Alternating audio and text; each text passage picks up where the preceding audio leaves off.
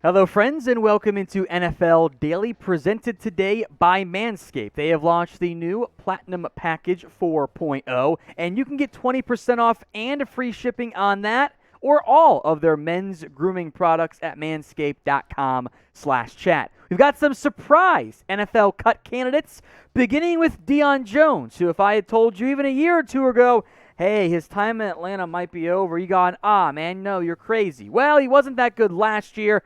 He undergoes off-season shoulder surgery, which was not revealed until the eve of OTAs, which is curious, if not outright suspicious. The Athletic, by the way, has already reported the Falcons were likely to move on from Jones. That came in like the day before the reveal of his shoulder surgery. What would make this a bit of a surprise is, A, how far he's fallen as of recent years, and the negative financial ramifications of a cut versus a trade. Jones has a $20+ million cap hit this year.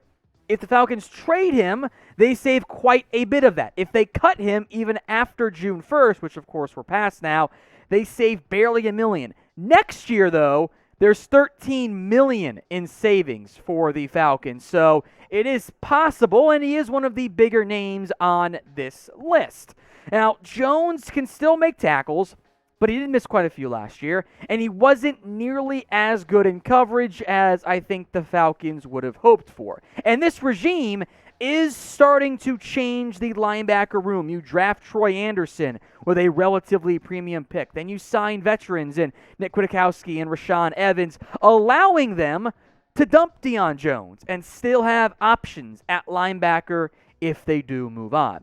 So 3 routes for Atlanta.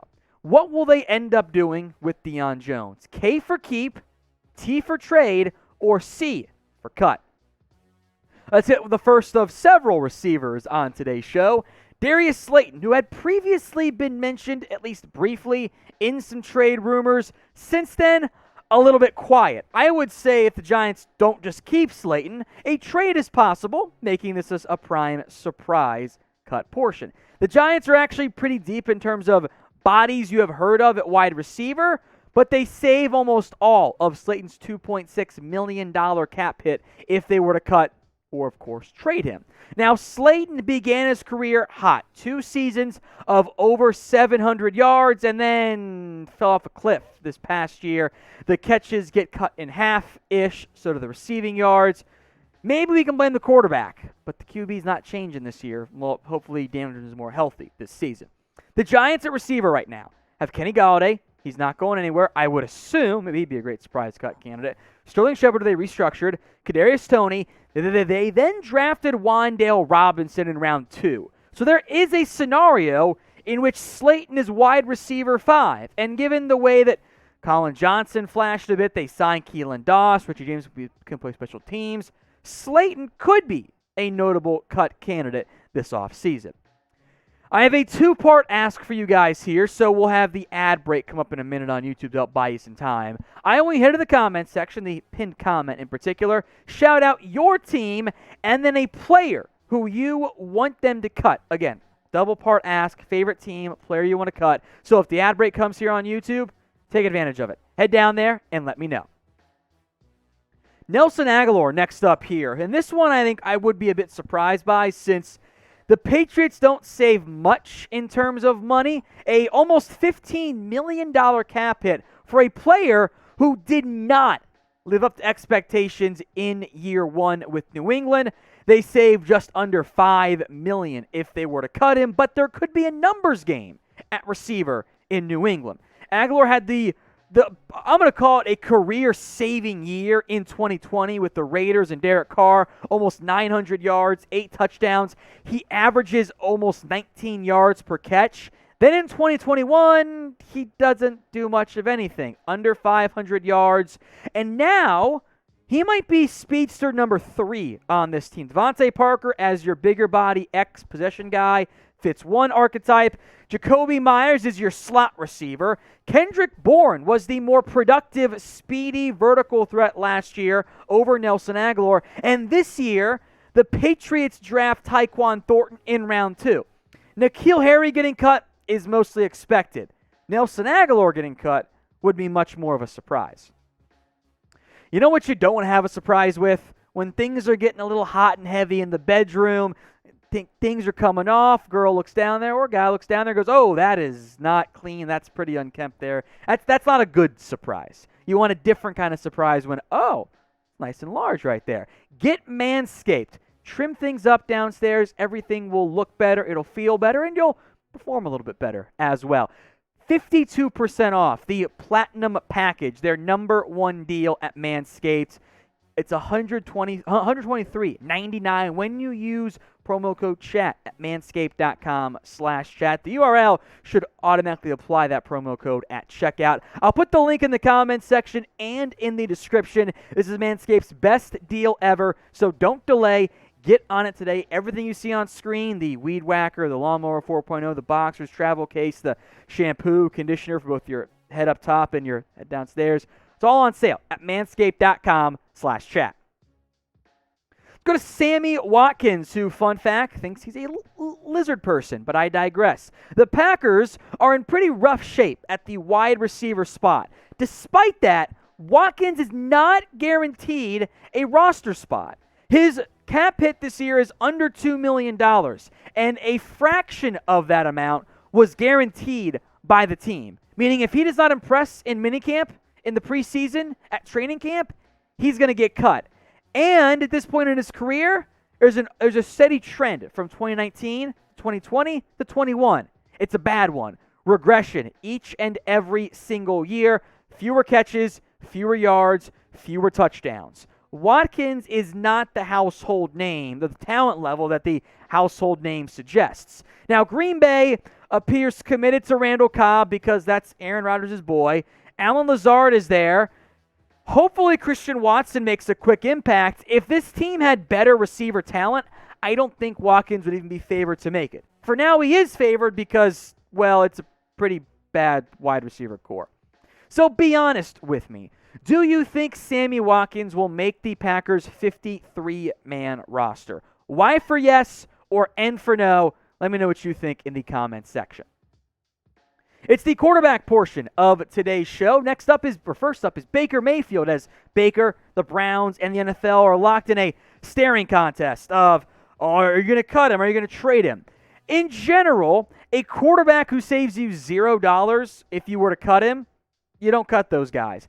The unique tweak, or I'll say caveat here, is that Baker Mayfield contains in his contract what is called offset language. Offset language means that if a team signs you, the team that cut you does not owe you the amount that the new team signed you for. So, for example, if Baker Mayfield gets cut and he doesn't sign with the team at all, the Browns owe him all of that $18.86 million salary. If the Browns cut him and a team like, let's say, Seattle signs him for a $1 million deal, the Browns would owe him $17.86 million. They don't pay the whatever money amount the new team is paying. So a cut could save them money depending on how much Baker gets, given the chip on his shoulder. He would sign for the vet minimum and absolutely screw over the Browns. Now, Baker in 2020, I thought he was going to be a franchise guy. He put like a top 10 QB. Terrible last year. If the Browns can't find a trade partner, they might just choose to cut him. In a similar boat is Sam Darnold. Look, Darnold is not the guy in Carolina. And had the Panthers already found a different quarterback, I would wonder if they would have cut him. And the issue beyond that is his contract is also fully guaranteed. Now, Darnold does have offset language in his contract. That was a big sticking point back when he held out from the Jets. I believe that would then transfer over to the Panthers. So same deal there. If he gets cut and, I don't know, say Seattle again signs him for a $1 million deal, Panthers save $1 million in the end. The issue for Darnold, no one's going to trade for him. He's not good. The scenario here is if Carolina gets a good quarterback, Jimmy Garoppolo, more on him in a second, by the way, and then the Panthers say, you know what, we just don't want him as a distraction. We'll cut him and hope we save the $1 million or whatever, as opposed to just sticking him as our backup QB we don't care about. If some of these more notable names get cut, you can know we'll break it down for you guys because we keep you covered with what's going on around the NFL and the NBA as well. It is the finals, after all, and my boy Chase Sr. doing watch parties for you. We've got a lot of videos here, multiple every single day. So you don't want to miss out. Make sure those noties are set to all when you subscribe and join us here at Chat Sports for videos every single day. Jimmy Garoppolo now. If you had told me, hey, Tom, it's going to be June and Jimmy G will not have been traded on the Niners roster, I would have said, okay, sure, crazy person. What are you smoking? Can I have some of it? Well, turns out that was very accurate. The Niners have hopes still of trading away Jimmy Garoppolo, but if that doesn't happen, they've got to cut him or do something with this contract. You can't have him on your roster at a $26.95 million hit when you save over $25 million. You can just take that money and give it to Deebo Samuel and everybody's happy, or Bosa and everyone's happy. You cannot pay Jimmy Garoppolo that much money when you've got younger players due for big-time new deals. So if nobody steps up to trade for Jimmy G, you've got to cut him, which is a shocker to me, given I thought for sure he would have been gone by now and would have been dealt before the start of the new league year all the way back in March. Instead, here we are. Look, Jimmy G's contract is expensive. It makes it tricky for a team to take it on. They could work something out, I would assume. And he's a good quarterback. Is he a franchise guy? No. But he's better than some of the starters out there in the NFL. So of the three quarterbacks we discussed here, pick a QB. Who would you rather have if you had to have one as your starter?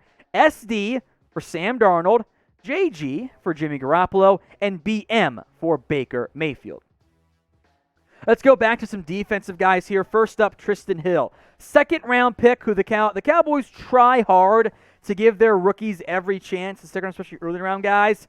Hill might be out of chances. Objectively speaking, he's been a bust in Dallas. And they've got options now at defensive tackle, and they save most of his $1.55 million cap hit if they cut him. His career, 2 tackles for loss and a half sack. If I told you, hey, that's his first season, we would have said, ooh, that's not very good. Yeah, now we've gone 3 years, 18 games because of injuries. That does not get it done as a former top 60 pick.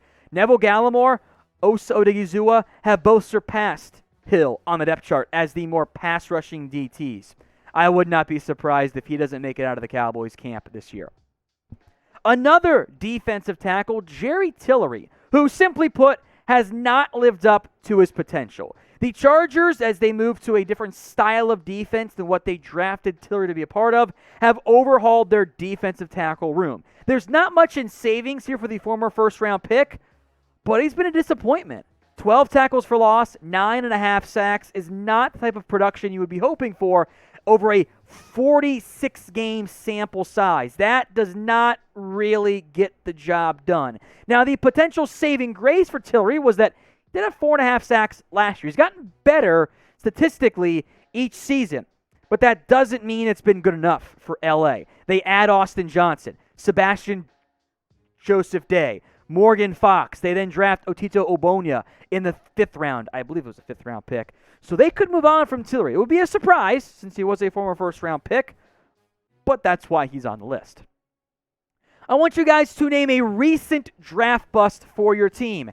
Everybody knows Ryan Leaf is a bust. That does not make him a recent draft bust. So focus on recent picks, probably first-rounders, who did not work out for your team. Finally, Chuck Clark, and I would be surprised. I like Chuck Clark. I think he's a good football player. But the Ravens stole Kyle Hamilton in round 1, paid Marcus Williams big money, and allegedly tried to trade away Clark during the draft, and they were unable to do so. $4.63 million cap hit. They saved $2.75 of that if they were to cut him. I like Clark. I think he's a good football player. He's had good production after taking over as a full-time starter amid some safety woes, Earl Thomas, for the Ravens in recent years. But now he's out of a starting job. And the Ravens have depth at safety. Veteran Tony Jefferson, youngsters Geno Stone, Ardarius Washington. I think a trade would be possible, but if they can't do it, he is a surprise cut candidate.